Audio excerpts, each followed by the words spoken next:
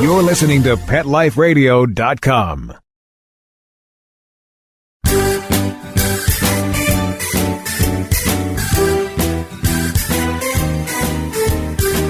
Welcome to Get Positive Results on Pet Life Radio. I'm your host, Teoti Anderson. Have you ever been bitten by a dog? Well, if so, you're not alone. Each year, more than 4.5 million people in the United States alone are bitten by dogs. I've been bitten in the past myself. The thing is, most of these bites can be prevented. May 17th through the 23rd is National Dog Bite Prevention Week. Now, this is a week created by the American Veterinary Medical Association, the AVMA, to help educate people on how to prevent dog bites. That's exactly what I'll be doing today. I've got tips for adults and children right here on Get Positive Results. We'll be right back.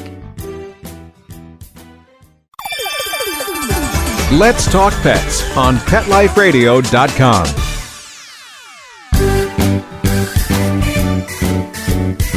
Welcome back to Get Positive Results on Pet Life Radio. I'm your host, Teoti Anderson. National Dog Bite Prevention Week. I want to make sure I say that right. I hold bite prevention programs for children, and somebody once thought I meant bike prevention, and they couldn't understand why I was preventing bicycles. And that's not what it was at all. It's dog bite prevention. So it's May 17th through the 23rd of 2015. If you're listening to this show, you're obviously a dog lover. And of course, I am too. I adore dogs. I have therapy dogs. My dogs, for many, many years, have visited patients in hospitals and nursing homes, and one of my cats as well. I even make a living working with dogs. They absolutely hold my heart. I can't imagine not living with dogs. But it's important to remember that all dogs have teeth. And all dogs, and I do mean all dogs, can bite. I remember many, many years ago, and all the names have been changed to protect the guilty and the innocent, but there was a therapy dog. He was a golden retriever, and he was a licensed therapy dog. He had passed his test. He was an experienced therapy dog with an experienced handler. He worked in a classroom with young children. I want to say kindergarten, it might have been first grade, and the teacher used to take her therapy dog to the class. She was the teacher of this classroom. Well, he'd fallen asleep in the classroom, and the children were running around, and one of the children tripped over him, and it startled the dog awake, and he leaped up and bit the child's ankle. And when you think golden retriever, you think family dog, safe dog. When you think therapy dog that has passed his test, you think safe dog.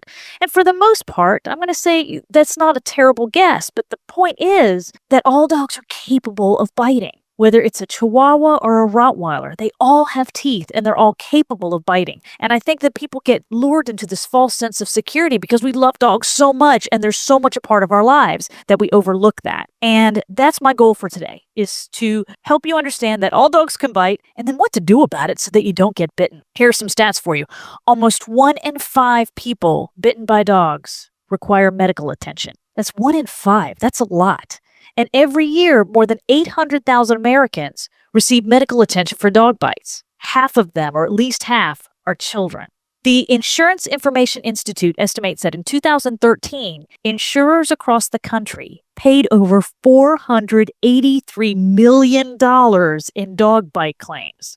And you wonder why they're cracking down on homeowners insurance for breeds and all sorts of things. Insurance companies don't like to pay out money for dog bite claims. People don't like to get bitten. It's an expensive proposition. So who gets bitten the most? Can you take a guess? I think you're going to get this one right. If you think about the population that gets bit the most, it's children. You guessed that, didn't you? I think that's a pretty easy one to guess. Most likely, of all the people bitten, of all those that I listed, children are the number one ones to get bitten. Most dog bites affecting young children occur during everyday activities and while interacting with familiar dogs. It's not just these stray dogs that they encounter on the playground. It's their dogs. It's familiar dogs. Maybe it's a neighbor's dog or an uncle's dog or their grandparents' dog, but it's dogs that they know. And again, I think that leads into our false sense of security that because we live with these dogs every day and we love them so much, we forget that they're predators and they have teeth and they can have issues that cause them to want to bite, especially with young children. The American Humane Association also reports that 66% of bites among children occur to the head and neck. And that's terrifying. They're so small and they're right there on a dog's level. And that's why if a dog is going to lash out, the head and the neck are very, very convenient to those teeth. The kids are about the same height as the dog. please, please never, ever leave a child alone with a dog, not even for a minute. It's just not safe. It can be so prevented. And a lot of times when we hear these terrible things in the news, the first thing that the average professional trainer is going to wonder, gosh, why were they left alone with the dog? You should, no matter what kind of dog. I had the best dog. I've told you about my dog before. He was wonderful. He was a 3-legged Labrador Retriever. He's in the South Carolina Animal Hall of Fame. He was a registered therapy dog. He is an award-winning national therapy dog. He was. And I still wouldn't leave him alone with a child. He had hip dysplasia as he got older, and he was the most stoic dog. He was a Labrador. They just suck it up and move on, don't they? They just really take discomfort and pain really well. They're very good at hiding it. But he was in pain. He had severe arthritis in those hips. And I couldn't guarantee that a child wouldn't trip across him or hurt him accidentally and cause him to lash out. He wouldn't have meant to, but he was in pain. So even though this dog was awesome and I miss him every day, I still would not have left him alone with a child, even for a minute. It's just not worth it to go pick up the phone or check whatever you have on the stove. Don't leave children and dogs alone. We just can't emphasize that enough. All right, so children aside, who do you think is the second most likely population to get bit? Senior citizens. They're the second. Can you guess the third? Postal carriers. The U.S. Postal Service reports that 5,581 postal employees were attacked by dogs in 2013. So children, senior citizens, and postal carriers are the most frequent victims of dog bites. And that makes sense with postal carriers. Postal carriers are awesome, and I really enjoy having my mail delivered to my house and picked up from my house. But they come and they go. They're wearing uniforms. Dogs get very excited and highly aroused when those folks show up at the door. They bark. The person leaves. The dog thinks it's successful in chasing the person off, although the person has just actually done his job or her job and delivered the mail and is now leaving to go to the next house. And it can really amp a bunch of dogs up. And so because they're coming onto territory that the dog may consider his, it's really easy for postal carriers to get bitten as well. So why do dogs bite? I think a very common reason is that they're afraid. Most aggression is based in fear. And if there is a lack of proper socialization in puppyhood, that dog can be prone to fear and aggression later. You've heard me talk about puppy socialization a lot on this show. It's just so critical and so important. I don't mean to sound like a broken record, I promise. But socialization is not just getting a puppy out and about with all these different environments and meeting all these different people. It has to have a positive experience each time, or it will remember those negative experiences when it gets older. So if a puppy has a bad experience with children, or what the puppy believes is a bad experience, may not like kids as an adult. And so when a kid comes to pet him, he may lash out and bite. A lot of aggression is based in fear. So socialization critical period, times vary. Some trainers are going to tell you up until 16 weeks. Some are going to tell you 12. Some are going to tell you 20. I like to cut the middle and say about 16 weeks. But from birth to 16 weeks is a critical time in a puppy's life. He is forming his view of the world, and he's going to carry that with him for the rest of his life. So if you don't properly socialize that dog to a lot of different people, he may develop those fear and aggression issues later. And one way that dogs feel that they need to defend themselves is by biting. So I think fear plays a great role in why dogs bite. Another one is just the startle factor. If a dog is sleeping, like the case of the golden retriever I told you about, and he's startled awake, he might easily lash out just because he got startled out of his sleep. This can happen especially with older dogs. They sleep really deep. Have you ever had an older dog and you got to wake them up a couple of times? You get a little concerned when they don't respond right away. You start poking them a little bit, say, honey, are you still with us? Well, they sleep really deeply. They also lose their hearing. And so the household noises that may have woken them up gently previously aren't there anymore because they can't hear. Deaf dogs have the same issues sometimes. They have a strong startle reflex sometimes because everything sneaks up on them. Another reason why dogs bite is called resource guarding. And that's when a dog is guarding an object that he finds of high value. It can be a toy, it can be a rawhide, it can be a food stuffed rubber chew toy, it can be a person, it can be the sofa. I've known some dogs to resource guard rocks. I don't know why. They just found the rocks very valuable. They weren't even diamonds. They just found them valuable, and they needed to tell all the other dogs around the rock to back off, or people.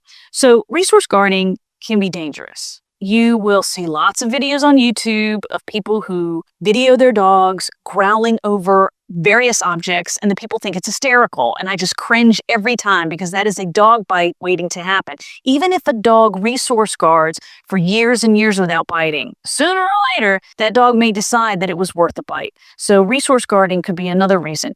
For example, a dog has a bone. Little kid comes over and says hello and tries to take the bone, or you reach down as an adult to take the bone, he snaps and there's a dog bite.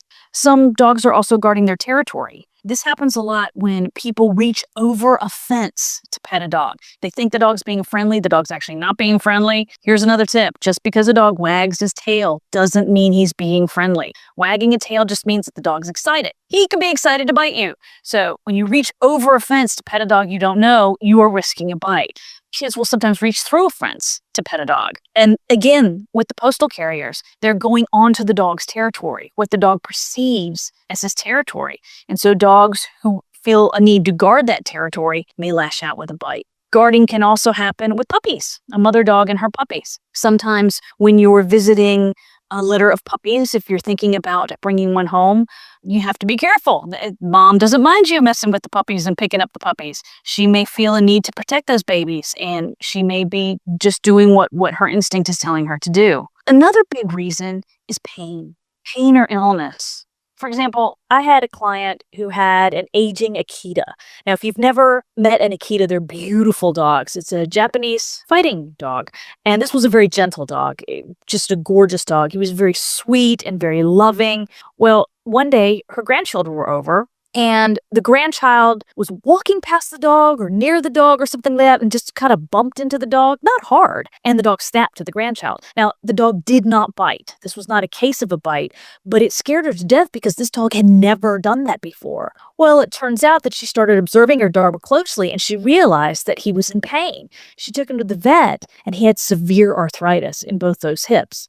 And what the dog was doing was protecting his hips. Maybe the child just bumped into him, and it didn't mean to hurt him. The grandchild loved the dog, but it hurt. So he lashed out. He snapped at the child. Luckily, the child was not bitten, but it could have been. So a lot of times, especially as our dogs get older, they get more arthritic. They get illnesses. A dog that has never growled before in his life, if he has an ear infection and somebody goes to pet him on top of the head, might snap. So another reason why dogs bite is because of pain and because of illness. So if you suspect that your dog is ill or injured, you definitely want to get that checked out with your veterinarian because you don't want to risk a dog bite, especially with little ones in the house. Speaking of which, leads me to my next reason why dogs bite. And I think this probably happens more frequently than is reported because it's kind of just more of a concept. I think dogs bite because their signals are ignored. The dog will tell you lots of different ways to please go away. Please don't mess with me.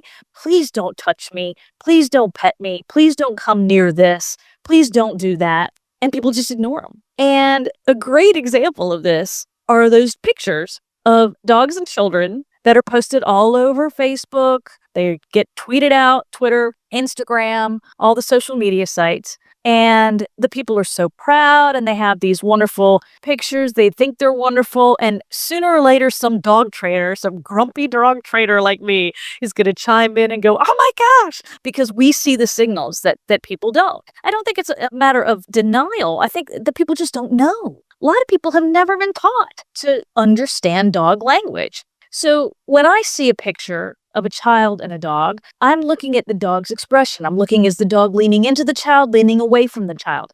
Is the dog wide-eyed? Is the dog looking concerned? Is he licking his lips? Is he doing all these signals to say that the dog is uncomfortable? And children especially don't recognize those signals. Mind you, adults don't recognize them either. I've had classes where I am meeting dogs for the first time and I'll see a dog and he's trembling and he's under the chair and I'll say, oh, he's a little shy one. And people have told me, no, he's not shy. I'm like, oh, wow. Yes, he is. And I have to explain what the dog is telling them. If you don't have a background in canine behavior, you don't know these things. Sometimes you inherently do. Some people are really good at reading dogs, just inherently. But I don't blame people for not knowing. What my goal is to teach them. So if you have a dog that has told you to back off and has basically in canine language begged you to go away and you don't, that dog is going to escalate those signals. he's going to give you stronger signals and stronger signals. And one of the strongest signals is to bite you. And that means I told you to go away. And I think kids are especially victims of that, because just because a dog growls doesn't mean it's going to frighten a child. Most adults would go, hey, not all of them, as evidenced by YouTube, but most adults are going to think, wow, maybe this is a problem. But children just keep going. They don't know. And so the dog growls and snarls and tells the child in as many ways as he knows how to please go away. And if that child persists, that's when the dog bites. So when signals are ignored, not a good combination. We've talked a lot about how dogs can bite and why they bite. The biggest question is, how do you avoid it? I'm going to explain exactly how to do that when we come back. You're listening to Get Positive Results on Pet Life Radio. Begging to hear more of your favorite show?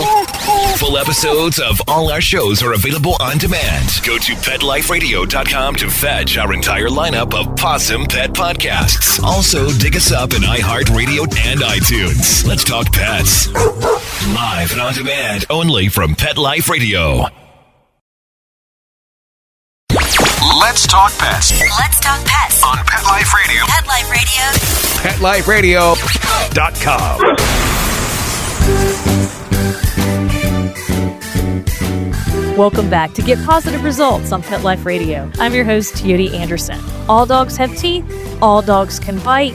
There's lots of reasons why they bite. Let's not get bitten, okay? This is the good stuff. This is what we're going to do to help you not get bitten. One of the reasons I explain why dogs bite is that people ignore their signals when they want to be left alone. Maybe ignored isn't exactly the correct term. I truly believe that most people just don't understand their dog is actually telling them to back off. Talk to you about YouTube. There's lots of people out there that post these videos of dogs growling. They think it's hysterical. It's not hysterical. The problem is that the dog is going to escalate, and sooner or later the dog's going to feel a need to bite, and then it'll be the dog's fault. No one ever blames the child or the person holding the camera or the smartphone doing the filming. Everybody blames the dog, right? Well, people can learn. You can learn. Bite prevention programs. Here I go with bite and bike again. Bite prevention programs for children are very common. I host them myself. I go around and I teach children how to be safe with dogs. Funny thing is I teach kids how to be safe with dogs that they know and dogs that they don't know,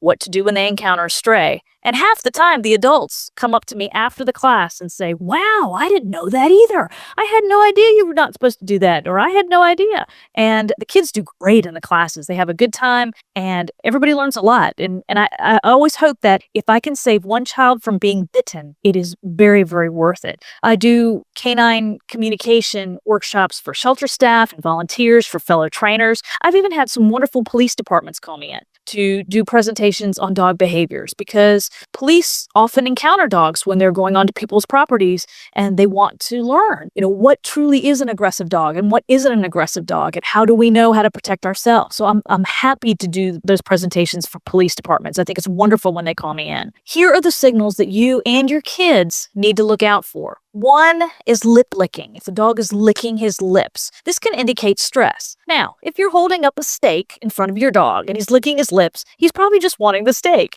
But this is a case where maybe you're approaching the dog or getting near the dog and he starts licking his lips. This can often be a sign of stress. Yawning is a sign of stress in dogs. It doesn't mean that he's suddenly sleepy. It's usually a sign of stress or concern. If a dog turns away, if he turns his head away, or sometimes the dog will say, well, that's just too subtle. He'll turn his entire body away. That is a signal he doesn't want to be approached. What I tell kids is, if he turns away, stay away. He's telling you he wants you to stay away. So if he turns away, stay away. If the dog gives you a whale eye, what this is when the dog turns his head away but still keeps an eye on you, so you see mostly the white on that eye, it's called a whale eye. This is a sign of stress or concern. The dog does not want you to continue whatever it is you're doing. Sometimes dogs will just move. Sometimes the dog will leave.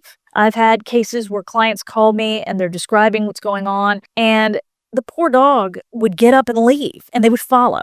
And the dog would get up and leave again, and they would follow. And the dog would get up and leave again, and they would follow. And finally, the dog bit. The dog didn't feel like he could get away from whatever it was that was bothering him, whether it was an adult or a child. Never trap a dog in a corner. Don't let kids follow a dog into his crate. A lot of kids like to play in crates. They want to make them forts and they think they're cute. Well, that's not a good idea. That's a dog's safe den, especially if the dog is in the crate at the time. Don't let the children follow the dog into the crate. Of course, growling is an obvious signal. If the dog is growling, he wants you to stop whatever it is you're doing. A word about that. Some people think, well, just because a dog is growling doesn't mean that I should stop. I should be able to pet my dog. I should be able to do whatever it is I want with the dog. If you want to get bitten, that's a great way to go. But the better solution would be to find out what's upsetting the dog and then fix that so that you don't have to worry about the growling at all. You should be able to handle your dog all over his body. If he gets a hold of something, you should be able to take it out of his mouth. But if you can't, because your dog has an aggression or fear problem, get help. Get professional help. Because there are things that you can do to make it better. You don't have to get into a wrestling match with a dog. You're going to get bitten. Another sign of stress in a dog is freezing. And what the dog will do is literally freeze, just motionless. This is usually a sign that a bite is right around the corner. So be very, very careful if you see a dog freeze. Sometimes it's too late. They freeze very quickly and then they lash out. Sometimes they'll lift a lip. The old Elvis maneuver, they lift a lip. That's not a good sign either. Another one is sometimes just look uncomfortable. They get this little worried expression on their faces and they just look unhappy. A lot of those photos that are posted on social media, the child is beaming, but the dog, not so much. The dog does not look happy. If you're looking at that dog's expression, the dog looks concerned or worried. Some of them look downright miserable. So your dog's going to give you that facial expression if it's a problem. You have to respect these signals. The dog is telling you that he's concerned. This is a dog that doesn't want to bite you. He's giving you all these signs. He's talking to you the only way he knows how. But if pressed, he could feel a need to bite. Never force a shy or fearful dog to confront his fear. This is called flooding, and it's very, very dangerous. There can be a lot of fallout from flooding. It can backfire, and it can make the dog not trust you. So if a dog is giving you these signals, he's licking his lips, he's yawning, he's turning away. When this toddler approaches him, don't hold him still so the toddler can pet him. That's the worst thing you can do. Respect what the dog is telling you. I love dogs that give me all these signals. Never punish a dog for growling. Never punish them for telling you they're unhappy. It's better that they tell you than they go straight to the bite. So if a dog gives you any of those signals, that's the sign that you need to back off. You need to find out what's going on. And again, don't be afraid to get professional help. That's why people like me are around, to help you with your dogs. Here's some other prevention tips for you. You can prevent dog bites by properly socializing your puppy. And if you want tips on that, if you look back at our very first episode here on Pet Life Radio, it's called Starting at the Beginning, Puppies. And we give lots of great tips on puppies in that episode. If you properly socialize your puppy, you have a much better chance of that puppy growing into a confident, social, friendly dog. Less chance of biting. Train your dog. You'll build a relationship with the dog, you'll learn how to communicate with him, and you'll better understand him so that you can work together in building behavior, getting a well-behaved dog. He won't feel a need to bite if he feels confident and he learns to look to you for help. So train your dog. Also, keep your dog healthy. Get those regular veterinary checkups. Talk to your vet as your dog gets older to make sure that you don't have to come twice a year. Some veterinarians, when dogs get to be in their golden years, recommend that you come twice a year rather than just for a yearly checkup. You want to make sure that your dog is as healthy as can be so that he doesn't get grumpy and he doesn't get irritable because he's in pain. Now, I've got some special tips for that number one population. I've got special tips for kids. So you can gather your kids around your listening device, or you can share these tips with your kids because these are just for them. They absolutely apply to adults too. But first of all, kids, please be gentle with dogs. Don't be the kid who pulls the dog's tail or ears or is rough with the dog. Instead, I want you to be a hero. I want you to be the kid who teaches other kids to be nice to animals. You could be the one who saves another child from getting bitten, and dogs are going to love you for it. Dogs are much more likely to want to interact with you and be petted by you if you're kind to them and if you're gentle with them. So it's really, really important that you be gentle with the dogs that you meet. Never hold a dog's head still and look into his eyes. Dogs find this really rude and really threatening, and they don't like it. I know why you want to do it. You want to hold that head still so you can kiss him on the nose or so you can look at him. You think you're being respectful. You think you're being kind to the dog, but the dog doesn't see it that way. So never hold a dog's head and look into his eyes. If you ever want to pet a dog that you don't know, the dog, first of all, should be attached by a leash to someone. Somebody should be attached to that dog. You should be on leash. And what you're going to do is you're always going to ask permission first. Some dogs don't like kids, and that's not your fault, but you don't want to pet a dog that doesn't like kids. So make sure you always ask permission. What about the dogs that you encounter that aren't attached to a leash? Those stray dogs. Well, don't pet those. I don't care how fluffy they are. I don't care how cute they are. I don't care how much they remind you of your favorite dog. Please don't pet stray dogs. Now, I don't want you to run. Don't act like a squirrel. Don't scream and don't flail your hands up and down and don't act like a squirrel. Because you know what happens? What about squirrels? Dogs chase squirrels. You don't want to do that. Here's what you want to do. If you ever encounter a stray dog, it's not attached to a person, you're getting worried because you don't know this dog and you don't know if he's friendly. I want you to be perfectly still. I want you to plant yourself like a tree in the ground. I want you to lock your feet into that ground and not move. And I want you to take your arms and I want you to wrap them around your body. And I want you to look either straight up or straight down, but I don't want you to look at the dog. You're going to want to look at the dog because he's going to make you nervous, but don't look at the dog. If you look a dog in the eyes, he thinks that's a threat. He thinks you're being rude and insulting and he may bite you. So we're not going to do that. We're going to wrap our arms around our bodies really tight so that we're really small. We're going to stand really strong, and we're just going to either look straight up or straight down. Okay? Now, the dog may sniff you if you do that, but if you act really boring, the dog might go away. If there's an adult near you, you can call out one time for help so the adult can hear you. Make sure you're not screaming and yelling too much. That's going to jack that dog up. He's going to get really excited. But if you act really boring, like a stick, that boring, the dog is very likely to go away. What if you've done everything you can? This is for adults and kids. You've done everything you can with a stray dog and this dog bites you. Heaven forbid. I hope this never happens. But I want to tell you, just in case you find yourself in this situation, I want you to try and stay on your feet as best as you can. Try to stay standing as best you can. Sometimes it's not possible. Sometimes you get knocked down, especially with little ones. If you have a big dog coming at you, you may not be able to stand your ground and be boring like a stick. You may fall on the ground. If that happens, curl up into a ball. I want you to curl up into a really tight ball, and I want you to cover the back of your neck and your head with your arms. In my bite prevention classes, we call it being a rock. Pretend you're a rock. You curl up in this little tight ball. Tuck your knees up. You're going to face the ground, and you're going to pull your arms over the back of your neck, and you are just going to stand there like a rock or curl up into a rock. This is going to make it harder for the dog to hurt you badly. So you want to really protect the back of your neck, protect your head, curl up into a little tight ball. I know it's going to be scary. In my bite prevention classes, we practice. So at least you get used to the position about this is what a rock feels like and this is what a tree feels like. And I usually end up with the most adorable giggling rocks because the dogs that we use are therapy dogs. And they're very safe and they've been tested and they love this exercise. So I have all these little rock children all curled up in little balls. And one of my dogs comes with his little pointy cold nose and he starts poking them to see if they're going to move and see if they giggle. And I end up with all these cute little giggling rocks. So it ends up teaching kids how to be safe. It's also especially amusing in the summertime. I am in South Carolina, so there are lots of children in shorts. And so the dogs, the little cold noses, have lots of leg room to go poking little rocks around. But it's okay if you're a giggling rock. But if you're ever scared and a dog knocks you down, do me the favor. Just remember to curl up in a ball. But hopefully that won't happen. Now you know what to do just in case, okay? Hopefully now you are armed with a ton of tips to help you avoid getting bitten in the first place. So please spread the word. Send people to this podcast. Tell your friends. Tell teachers of your children. Tell your children.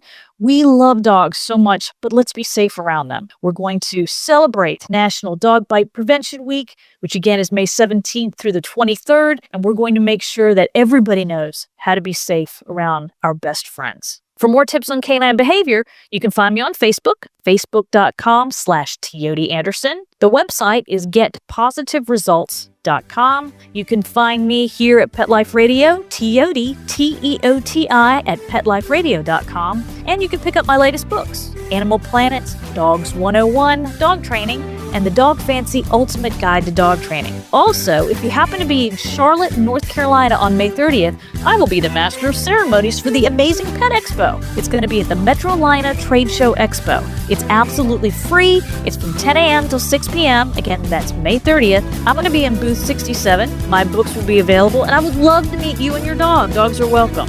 Thanks again to my producers for helping make this show happen. And until next time, you've been listening to Teoti Anderson on Get Positive Results on Pet Life Radio.